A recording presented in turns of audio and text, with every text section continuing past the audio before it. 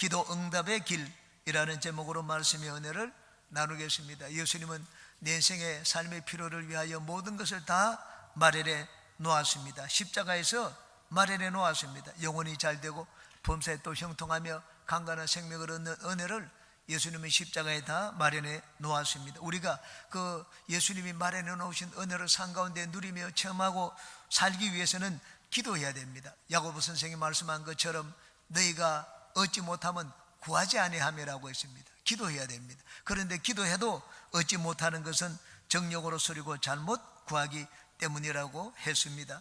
우리가 하나님과 친구가 되지 못하고 하나님과 원수된 삶을 살기 때문에 우리 기도가 응답되지 않는 것이라고 말씀을 했습니다. 우리 기도가 응답받지 못하는 것은 마귀가 방해하기 때문이라고 말씀을 했습니다.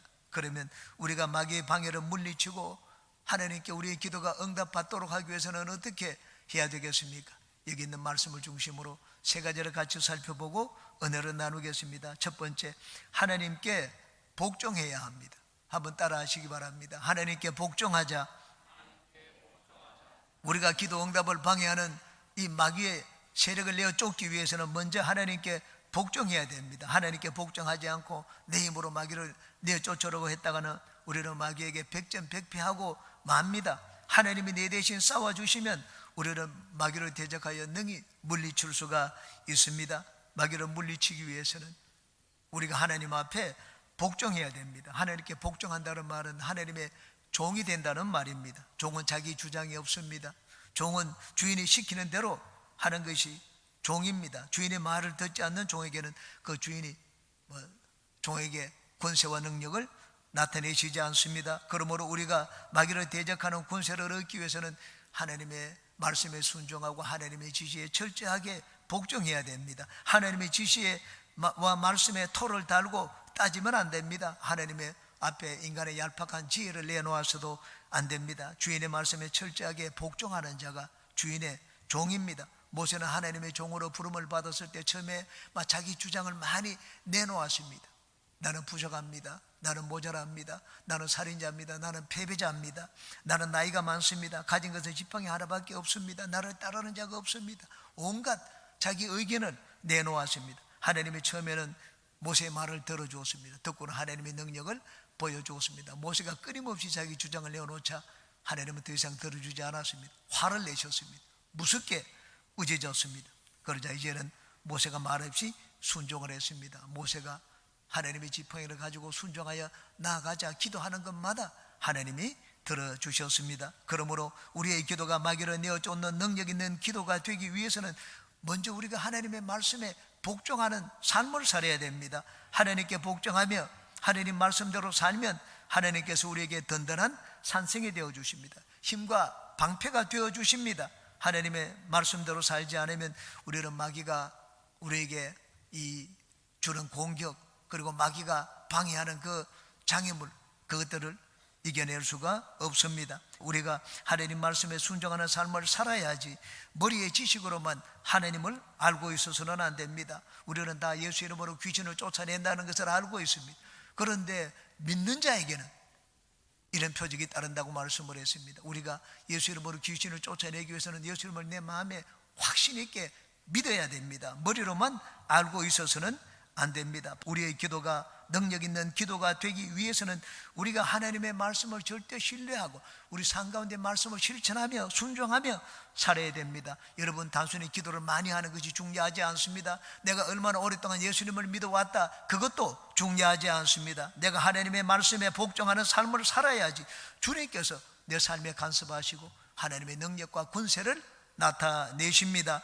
하나님의 축복을 방해하는 귀신을 내어 쫓고 기도 응답받기를 원하는 여러분들은 더욱더 하나님 말씀에 복종하여 사시기를 주의 이름으로 축원합니다.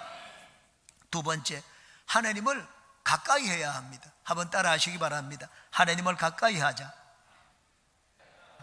하나님이 나에게 등을 돌리시는데 나의 기도가 어떻게 응답받기를 기대할 수가 있겠습니까? 하나님을 가까이 모시기 위해서는 내가 세상을 멀리해야 됩니다. 4절입니다. 가늠한 여인들아 세상과 벗된 것이 하나님과 원수됨을 알지 못하느냐?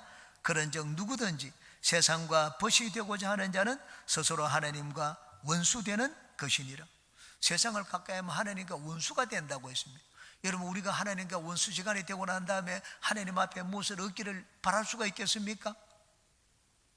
바랄 수가 없을 것입니다. 그러므로 우리는 하나님과 가까워지기 위해서는 이 세상을 멀리 해야 됩니다. 하나님을 가까이 하기 위해서는 어떻게 해야 되겠습니까? 네 가지를 말씀드리겠습니다. 첫째, 예배 열심을 내야 됩니다. 저는 원래 우리 성도님들이 하나님 앞에 복을 받을 것을 기대하고 또 기도하고 있습니다. 왜냐하면 여러분이 다른 어느 때보다도 하나님의 예배 열심을 내기 때문입니다.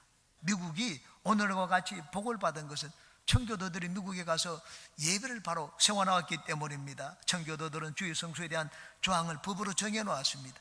장사와 오락을 중재하고 시간 전체를 예배와 교제, 선행에 아낌없이 바치는 날이 주일이라고 법으로 정해놓았습니다. 그리고 가장이 가족들을 돌보는 제사장의 역할을 하도록 했습니다.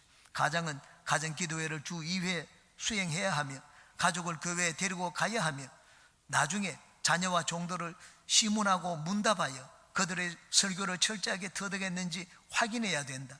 가족의 영혼을 돌보아야 하는 책임을 행해야 하는 자는 하는 가장 중요한 날이 바로 주일이다 라고 청교도들은 그렇게 조항을 만들어 가지고 가르치고 또 그대로 행했습니다. 미국은 후손들에게 예배의 정신을 잘 심어 주었습니다. 우리도 우리나라가 복을 받고 내가 복을 받기 위해서는 우리 자녀들에게 예배의 정신을 잘 심어 줘야 됩니다. 예배는 하나님과 우리가 만나는 만남의 장입니다. 여러분, 만나야지 가까워질 수가 있습니다.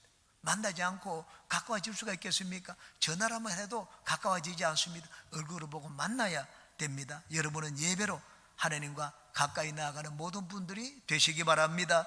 두 번째, 손을 깨끗하게 해야 됩니다. 이게 손을 깨끗이 하라는 말은 정직한 삶을 살라는 말입니다. 우리가 하나님과 가까이 하기 위해서는 우리의 삶이 하나님께 예배가 되어야 됩니다. 로마서 12장입니다. 그러므로 형제들아, 내가 하나님의 모든 자비하심으로 너희를 권하니 너희 몸을 하나님이 기뻐하시는 거룩한 산 제물로 드리라고 말씀을 했습니다. 이는 너희가 드릴 영적 예배니라. 세상에서 불의한 삶을 살면서 하나님 앞에 나와서 손을 들고 기도하는 그 기도를 하나님이 듣지 않겠다고 말씀을 하셨습니다. 이사야서 1장입니다. 너희가 손을 펼 때에 내가 내 눈을 너희에게서 가리고 너희가 많이 기도할지라도 내가 듣지 아니하리니 이는 너희의 손에 피가 가득함이라. 너희는 스스로 씻으며 스스로 깨끗하게 하여 내 목전에서 너희 악한 행실을 버리며 행악을 거치고 선행을 배우며 정의를 구하며 학대받는 자를 도와주며 고아를 위하여 신원하며 과부를 위하여 변호하라 하셨느니라. 그러므로 우리는 교회 나와서 이렇게 이 제의적인 예배를 드리는 것만 하나님께 예배라고 생각해서는 안 됩니다. 우리의 삶이 하나님 앞에 예배가 되어야 됩니다. 우리가 세상에서 살면서 정직하게 살아야 됩니다. 바르게 살아야 됩니다. 그리고 할 수 있는 대로 착한 일을 행하며 살아야 됩니다. 바로 그렇게 사는 것이 하나님을 예배하는 삶이며 하나님과 가까워지는 삶입니다. 세 번째, 마음을 성결하게 해야 됩니다. 내 마음속에 두 마음을 품으면 안 됩니다. 하나님도 섬기고 세상도 섬기면 안 됩니다. 하나님도 사랑하고 재물도 사랑하면 안 됩니다. 하나님만이 내 마음에 충만하도록 해야 됩니다. 세상을 살아가면 아버지의 사랑이 그 속에 있지 않다고 예수님이 말씀을 하셨습니다. 마음을 성결하게 하기 위해서는 하나님을 더 많이 생각해서 세상이 내 마음속에 들어오지 못하도록 해야 됩니다. 우리가 잠자리에서 눈을 뜨면 밤사이에서 내 생명을 지켜주신 하나님 앞에 감사의 기도를 드려야 됩니다. 밤에 잠을 잘 때면 하나님을 묵상하면서 잠자리에 드려야 됩니다. 그리고 시간에 여유가 있을 때는 항상 하나님을 생각하고 거룩한 것들을 생각해야 됩니다. 우리의 마음을 성결하게 하는 길은 하나님의 말씀을 묵상하고 하나님을 생각하며 하나님과 대화하며 사는 것입니다. 그러므로 여러분은 늘 여러분 마음속에 거룩한 것을 두시며 세상에 있는 것들을 다 마음에서 내어 쫓으시기를 주님의 이름으로 축원합니다. 네 번째, 여기 있는 말씀처럼 애통해야 됩니다. 9절을 보시기 바랍니다. 슬퍼하며 애통하며 울지어다. 너희 웃음을 애통으로 너희 즐거움을 근심으로 바꾸을지어다. 라고 말씀을 했습니다. 우리는 죄를 슬퍼해야 됩니다. 죄를 마음에 품고 살면서도 마음이 덤덤해서는 안 됩니다. 죄를 이기지 못하고 죄를 버리지 못하는 마음을 슬퍼해야 됩니다. 죄가 있으면 통해 자복해야 됩니다. 애통하고 하나님 앞에 울라고 말씀을 했습니다. 하나님은 다윗을 기뻐했습니다. 다윗은 많은 죄를 지었습니다. 인간이 지을 수 있는 모든 죄를 다 지었습니다. 살인하지 말라, 도둑질하지 말라, 가늠하지 말라, 거짓말하지 말라, 내 이웃의 소유를 탐내지 말라, 모든 걸 다 어겼습니다. 10계명 중에 사랑과 관계되는 계명은 다 어겼습니다. 그런데도 하나님은 다윗을 용서해 주시고 다윗을 기뻐하셨습니다. 왜냐하면 다윗은 자기의 죄를 회개할 때 철저하게 회개했습니다. 시편에 보면 내가 하나님 앞에 눈물로 밤을 새우는데 내 눈물에 침상이 떤다고 그렇게 고백을 했습니다. 통해하는 눈물의 침상이 뜰 정도로 다윗은 하나님 앞에 통해 자복했습니다. 우리는 한번 각자가 생각해 보시기 바랍니다. 내가 하나님 앞에 마지막으로 눈물을 흘린 때가 언제인지 한번 생각해 보시기 바랍니다. 저는 처음 예수님을 믿을 때는 눈물을 많이 흘렸습니다. 길을 갈 때 늘 울며 다녔습니다. 은혜의 눈물이기도 하고 죄에 대한 회개의 눈물이기도 했습니다. 그런데 지금은 이 눈물이 메말라 버렸습니다. 눈물이 메말랐기 때문에 우리는 크게 죄책감을 느끼지도 않습니다. 하나님 앞에 바르지 않은 행동을 해도 심각한 잘못을 깨닫지 못하고 뉘우치지도 않습니다. 회개의 눈물이 마르게 되면 마음이 딱딱하게 됩니다. 마음이 딱딱하게 되면 죄에 대해서 무뎌지게 됩니다. 예수님이 이스라엘 백성들을 책망을 할 때 그들이 회개할 줄 모르는 이 마음을 책망을 했습니다. 마태복음 13장입니다. 이사야의 예언이 그들에게 이루어졌으니 일렀으되 너희가 듣기는 들어도 깨닫지 못할 것이요 보기는 보아도 알지 못하리라. 이 백성들의 마음이 완악하여져서 그 귀는 듣기에 둔하고 눈은 감았으니 이는 눈으로 보고 귀로 듣고 마음으로 깨달아 돌이켜 내게 고침을 받을까 두려워함이라 하였느니라. 마음이 완악해졌다고 했습니다. 먼지가 묻으면 닦아내면 깨끗해집니다. 묻은 걸 가만히 내두면 그 덕지가 생깁니다. 그냥 오래 지면 또 그 위에 또 덕지가 생깁니다. 이렇게 해서 마음이 덕지가 생겨가지고 아주 딱딱해진 것, 그게 바로 이 완악하다는 말입니다. 닦아내지 않았기 때문입니다. 우리 마음을 부드럽게 하는 것이 눈물입니다. 애통하는 눈물이 많으면 마음이 메말라집니다. 완악하게 됩니다. 죄를 지어도 깨닫지 못하게 됩니다. 그러므로 우리는 우리의 마음이 딱딱해지지 않도록 늘 하나님 앞에 애통하는 눈물을 보이는 우리가 되시기를 바랍니다. 큰 세 번째입니다. 주님의 영광을 위하여 살아야 합니다. 한번 따라 하시기 바랍니다. 주님의 영광을 위하여 살자. 10절에서 주 앞에서 낮추라고 했습니다. 낮추라는 말은 인간을 자랑하지 말라는 말입니다. 하나님을 높이라는 말입니다. 우리의 기도가 하나님께 응답받기 위해서는 항상 하나님을 제일로 여기고 하나님을 높여야 됩니다. 인간을 자랑하면 안 됩니다. 나는 아무것도 아니라 날마다 주님 앞에 고백해야 됩니다. 하나님은 교만한 자를 대적하시고 겸손한 자에게 은혜를 베푸신다고 했습니다. 성경에 나오는 사울 왕과 다윗의 차이가 무엇입니까? 사울 왕은 겸손하지 않았습니다. 늘 자기를 내세우고 자기를 잘 보이려고 했습니다. 어떻게 하든지 사람들 앞에 나는 든든하다. 그래서 이 사울 왕은 자기가 사는 평생 동안에 늘 군사를 모았습니다. 군사를 모으면 자기 지위가 든든해질 줄 알았습니다. 하나님을 찾았다는 말씀이 없습니다. 아멜렉을 진멸하라고 했습니다. 가서 아멜렉을 진멸하지 않고 아각 왕을 사로잡아 오고 값진 송아지와 양 짐승을 사로잡아 가지고 왔습니다. 백성들은 환호했습니다. 사울이요, 사울이요. 그러자 오다가 그 도취되었습니다. 갈멜에 이르러 가지고 전선 기념비를 세웠습니다. 하나님을 높이지 않고 자기 이름을 세워가지고 내가 여기서 대성을 했다 하는 이름을 남기고 돌아왔습니다. 하나님의 명령을 어기고 짐승 수레를 내며 돌아오는 사울 왕을 보자 사무엘은 너무나 낙담이 되었습니다. 왕이 가서 책망하러 난 다음 이제 내가 다시는 왕을 보지 않겠다고 했습니다. 왕을 보지 않겠다고 돌아가는데 사울이 사무엘의 옷을 잡았습니다. 그도 짧고 확 잡아 당기니까 옷이 찢어졌습니다. 사무엘이 그것을 보고는 당신이 이 옷을 찢은 것처럼 하나님이 당신의 나라를 찢어가지고 당신의 이웃에게 주실 것이라고 얘기를 했습니다. 그러자 사울왕이 그래도 좋다고 했습니다. 이 백성들 앞에서 나를 높여 달라고 했습니다. 사무엘상 15장입니다. 사울이 이르되 내가 범죄하였을지라도 이제 청하옵나니 내 백성의 장로들 앞과 이스라엘 앞에서 나를 높이사 나와 함께 돌아가서 내가 당신의 하나님 야훼에게 경배하게 하소서 하더라. 여러분, 하나님 앞에 예배하는 것은 그냥 형식적으로 껍데기로 보이는 것입니다. 그 목적이 무엇입니까? 사람들 앞에 자기를 높여달라, 대성을 했다, 그것을 보여달라고 했습니다. 사울 왕은 하나님 앞에 무릎을 꿇지 않았습니다. 자기 힘으로 자기 보좌를 지키려고 했습니다.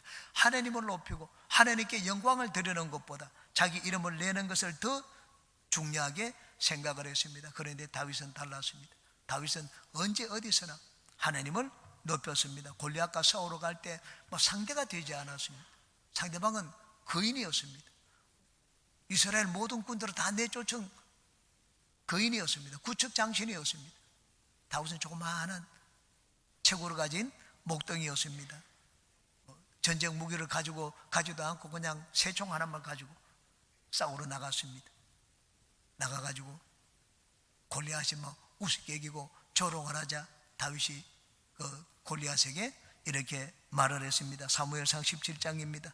다윗이 블레셋 사람에게 이르되 너는 칼과 창과 단창으로 내게 나오거니와 나는 만군의 야훼 이름 곧 내가 모욕하는 이스라엘 군대의 하나님의 이름으로 네게 나아가노라.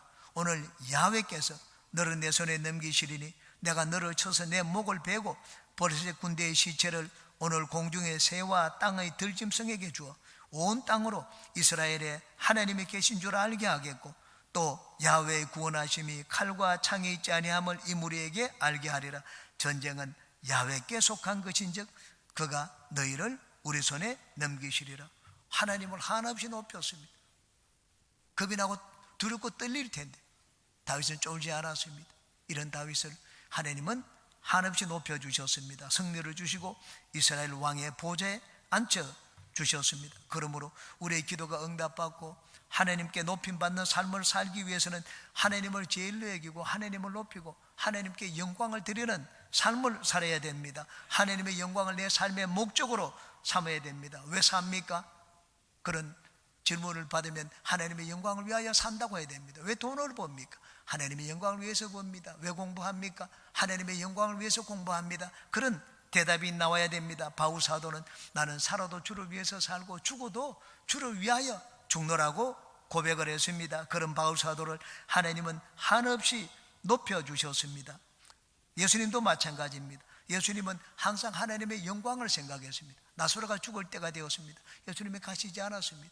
죽고 난 다음에 가셨습니다. 그리고 이렇게 말씀을 하셨습니다. 이 병은 죽을 병이 아니라 하나님의 영광을 위함이요 이를 통하여 하나님의 아들의 영광을 얻게 하려 하심이라고 말씀을 했습니다. 예수님은 인생을 바라보고 사물을 바라볼 때 항상 하나님의 영광을 가지고 바라보았습니다. 하나님의 영광을 항상 먼저 생각하는 예수님에게 하나님은 항상 같이 계셨습니다. 사도행전 10장입니다. 하나님이 나사렛 예수에게 성령과 능력을 기름 붓듯 하셨으며 그가 두루다니시며 선한 일을 행하시고 마귀에게 눌린 모든 사람을 고치셨으니 이는 하나님이 함께 하셨습니다. 여러분, 모든 것을 다 가지고 계신 하나님이 나하고 함께하는 것보다 더 큰 은혜가 어디에 있습니까? 더 큰 복이 어디에 있겠습니까? 하나님이 예수님과 함께 하셨습니다. 예수님이 마귀의 일들을 다 내어 쫓고 선한 일을 많이 행하셨습니다. 이 세상에 존재하는 모든 것은 하나님의 영광을 위하여 있습니다. 그러므로 내가 내 이름을 내는 것은 하나님의 영광을 가로채는 것입니다. 하나님의 은혜로 무슨 일을 해놓고 내가 마치 내 힘으로 한 것처럼 자기가 한 것처럼 그렇게 행동을 하고 말을 하는 것은 하나님의 영광을 가로채는 것입니다. 하나님의 영광을 가로채고 우리가 하나님께 복을 받을 것을 기대할 수가 있겠습니까? 그러므로 우리는 인생을 살면서 하나님을 높이고 하나님께 합당한 영광을 드리는 삶을 살아야 됩니다. 그래야지 하나님이 우리에게 은혜를 베풀어 주십니다. 제가 브라질에 있을 때 파비올라라는 자매가 저를 찾아왔습니다. 울면서 찾아왔습니다. 암이 생겨서 온몸에 암이 퍼졌다고 했습니다. 특히 방광이 너무 아프다고 했습니다. 온몸에 암이 다 터진 것 같다고 얘기를 했습니다. 종합검사를 이제 언제 며칠 뒤에 받으러 가는데 기도해 달라고 했습니다. 그래서 제가 기도해 드렸습니다. 몇 주가 지난 다음에 이 파비올라가 저를 찾아왔습니다. 감사하기 위해서 찾아왔습니다. 병원에 가봤더니 혹이 암이 아니라고 판명이 났다고 했습니다. 그리고 암이 전이된 것도 아니라고 했습니다. 이제는 방광도 아프지 않다고 말을 하는 것을 들었습니다. 그래서 제가 그분께 말씀을 드렸습니다. 하나님이 고쳐주셨으니 하나님께 감사하라고 말을 했습니다. 그럼 어떻게 하면 되느냐고 얘기를 했습니다. 저절로 나은 것이 아니기 때문에 하나님께 감사하고 하나님께 영광을 드리기 위해서는 간증을 하라고 했습니다. 그랬더니만 포부뿐만 아니라 사람들에게 자기를 고쳐주신 것을 간증을 하겠다, 그렇게 얘기를 하는 것을 들었습니다. 많은 사람들이 급할 때는 예수님을 찾습니다. 살려달라고 말을 합니다. 병 고침받고 문제가 해결되면 언제 그런 일이 있었느냐는 듯이 잊어버립니다. 저절로 그렇게 된 줄로 압니다. 새 사람이 된 자, 예수님을 믿어 새로워진 자는 그렇게 생각을 해서는 안 됩니다. 하나님께 합당한 영광을 드려야 됩니다. 사도행전 12장에 보면은 헤롯 아그리빠의 죽음이 기록되어 있습니다. 요한의 형제 야고보를 칼로 쳐 죽인 자입니다. 그러고 난 다음에 사람들 앞에서 연설을 했습니다. 명연설이었습니다. 막 번쩍번쩍하는 옷을 입고 은빛 옷을 입고 연설을 하니까는 광채가 햇볕에 비추어서 사람들이 눈을 뜨지를 못했습니다. 그래서 사람들이 그냥 손을 들고 일어나서 외쳤습니다. 야, 이것은 신의 소리요, 사람의 소리가 아니라고 했습니다. 그 말을 들을 때 이 헤롯 아그리빠가 하나님께 영광을 드리지 않았습니다. 성경은 이렇게 말씀을 하고 있습니다. 사도행전 12장입니다. 헤롯이 영광을 하나님께로 돌리지 아니하므로 주의 사자가 곧 친히 벌레에게 먹혀 죽으니라. 얼마 가지 않아 죽었습니다. 왜 죽었습니까? 요한의 형제 야고보를 죽여서 죽었다고 하지 않았습니다. 하나님께 영광을 드리지 않았기 때문에, 그래서 하나님이 치시니까 죽었다고 했습니다. 성경은 하나님이 어떤 사람의 기도를 들으시고 어떤 사람을 높이시는지 우리에게 분명하게 보여주고 있습니다. 하나님께 영광을 드리고 하나님을 높이는 자를 하나님도 높여주십니다. 요셉은 어디에 가든지 하나님께 영광을 드리고 하나님을 높였습니다. 바로가 꿈을 꾸고 난 다음에 꿈 해석하는 자를 찾았습니다. 요셉이 감옥에 있다가 그 앞에 이제는 불려나갔습니다. 요셉이 나가자 바로왕이 요셉에게 얘기했습니다. 내가 들으니 너는 꿈을 잘 해석한다고 하더라. 그 말을 듣자 말자 요셉이 이렇게 대답을 했습니다. 창세기 41장입니다. 요셉이 바로에게 대답하여 이르되 내가 아니라 하나님께서 바로에게 편안한 대답을 하시리이다. 하나님을 높이고 하나님께 영광을 드리는 요셉을 하나님이 한없이 높여주셨습니다. 다니엘과 그 세 친구들은 어땠습니까? 이들은 자기 목숨을 바쳐가지고 하나님을 높이고 하나님께 영광을 드렸습니다. 하나님이 그런 자들을 풀무불 가운데서 건져주시고 사자굴에서도 건져주셨습니다. 이방인의 나라였어요. 그 나라 백성이 아님에도 불구하고 가장 높은 자리에 앉도록 만들어주셨습니다. 내가 아무리 잘났어도 나는 하나님 앞에 아무것도 아닙니다. 낮추라고 말씀을 했습니다. 우리 인간은 하나님 앞에 먼지와 티끌입니다. 나를 살펴보십시오. 내 속에 선한 것이 있습니까? 내 속에 선한 것이 가지 않습니다.